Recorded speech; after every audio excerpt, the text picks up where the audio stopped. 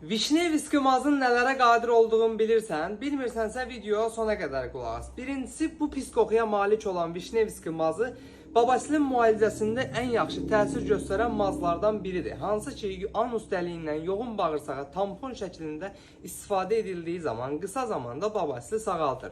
İkincisi, ən ağır yanıqlarda, eləcə də iltihabi irinli yaralarda sürtülmə üsulu ilə dəriyə müalicə edildiyi zaman qısa zamanda yanığı və yaranı sağaldır.